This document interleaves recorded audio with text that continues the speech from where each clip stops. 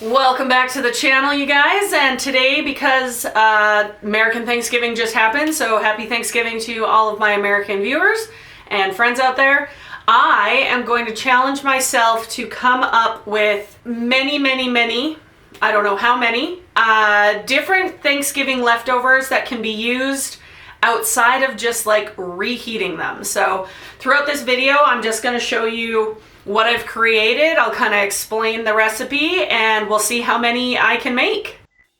Well, the first thing I made was a turkey waffle stack, is what I'm going to call it. I started by making just a waffle out of the stuffing.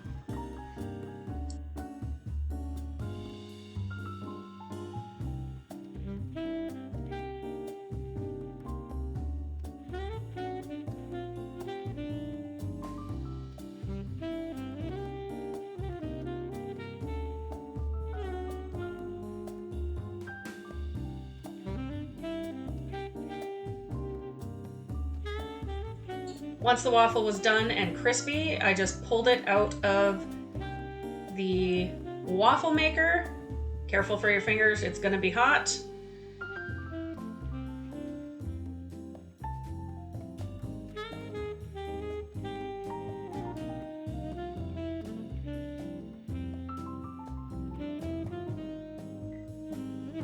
Then I added cranberry on the bottom, kind of like a base. Then I just added the turkey, and I finished it off with just a drizzle of gravy.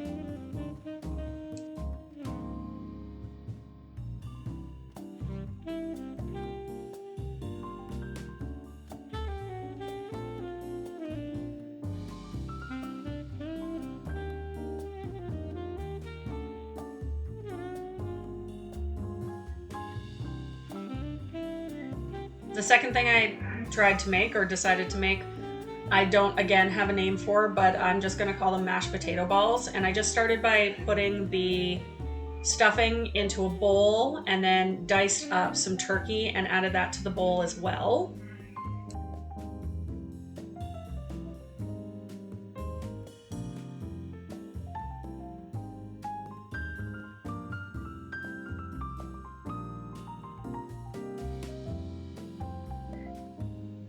Then I mixed it all together just until it started forming a ball.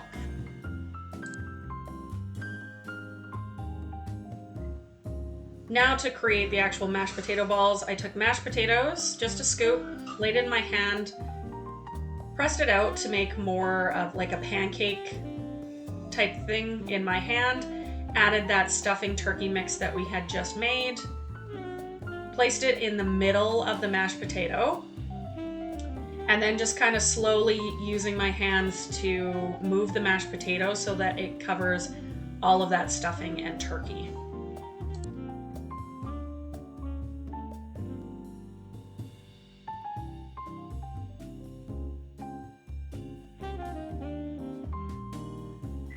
After all the mashed potato balls were made, I then wanted to give them a crispy coat when I fry them, so I just did a flour, egg wash, and panko coating.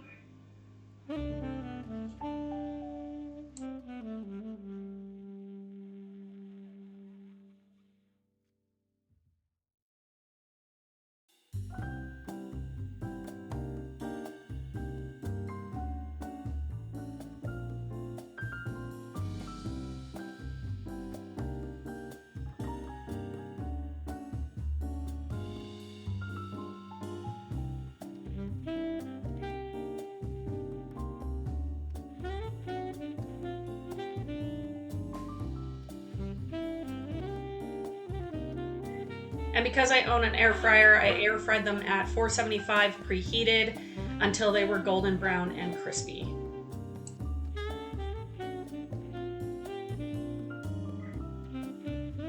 And because I knew that the mashed potato balls were going to be pretty rich, I decided that I was going to have just a side salad, and I figured let's use leftover cranberry sauce to make a dressing. So I just used cranberry, balsamic vinegar, olive oil, salt and pepper, and just made it into a vinaigrette.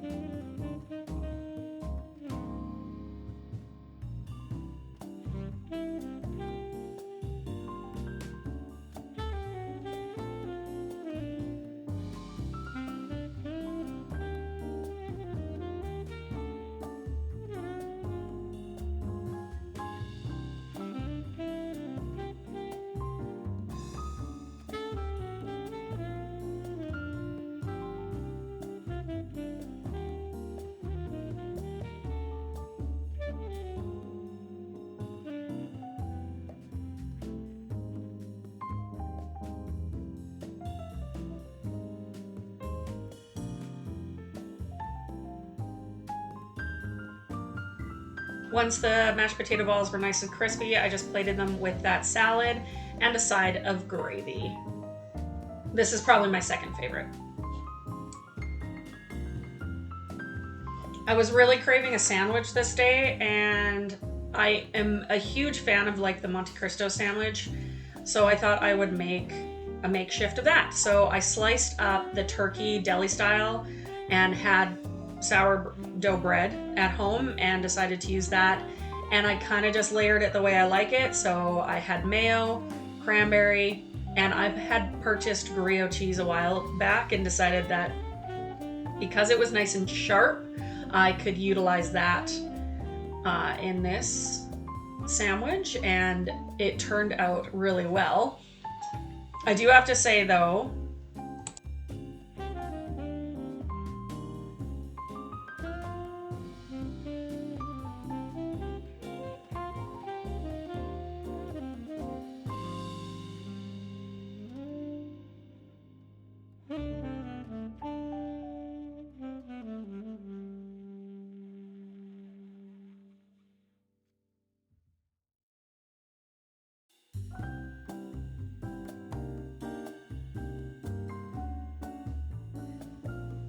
once I've assembled my sandwich, I just did an egg wash on both sides, and then I cooked it on medium-low heat in my pan because you don't want it to burn, and I also wanted to make sure that cheese had time to melt. And it turned out really good.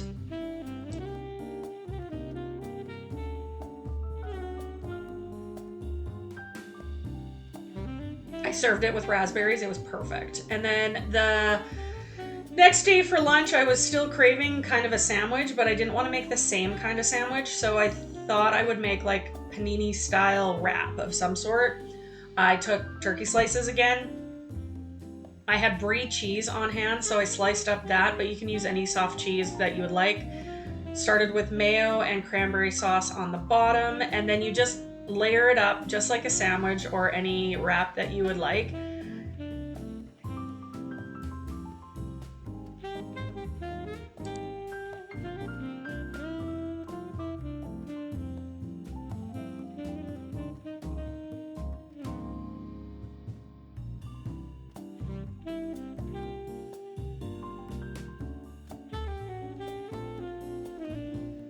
But the best part of, I think, this wrap is I topped it with some spinach, and I swear it doesn't make it soggy, I promise.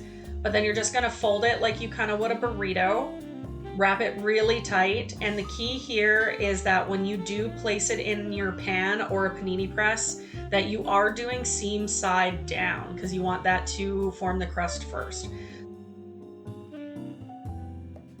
I just put it in my pan at medium low again, and then you want to brown it on both sides. And after I was done with this, I again served it with some berries because it was lunchtime, and I thought, why not? Tasted delicious. And have to do a classic, you guys. So we're gonna make turkey stock, and I just added celery, carrots, and onion to a huge pot with the turkey carcass, and then I fill it with enough water just to cover the carcass. You let it boil and then simmer for anywhere from an hour to an hour and a half. I did an hour and a half. I just find that it works better the longer it goes. And then you drain it. Now, when you are straining it, please make sure that your strainer has a bowl or another pot underneath it so you don't lose all that lovely stock. I've seen so many videos on the internet that happens. And then with the stock, we gotta continue to make a classic, you guys, and we are gonna make turkey noodle soup. So I'm just gonna start here with a little bit of olive oil, and then we're gonna add that mirepoix, which is essentially just carrots, onion, celery, and I do add garlic. And I just try to soften the vegetables a little bit, add some salt and pepper as you go with taste, but I always like to do it with the vegetables so that they have a bit of flavor. And then you're gonna add 5 cups of that turkey stock that you just made, or any stock you have on hand if you didn't make homemade turkey stock. And then you're gonna bring that to a simmer.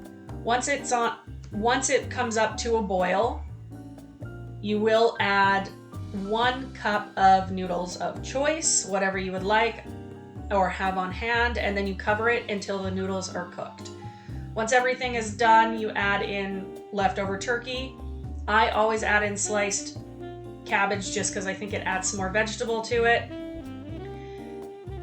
Stir that in until all the veggies are wilted, and to top it off before I finish, I always add some lemon juice because I think it brings out all the flavors. Well, you guys, that's it for this video. I made quite a few leftovers, clearly, into other things. I do have to say, I think the waffle one was my favorite, or even the like fluffy potato ball thing, fried ball thing, whatever you want to call that.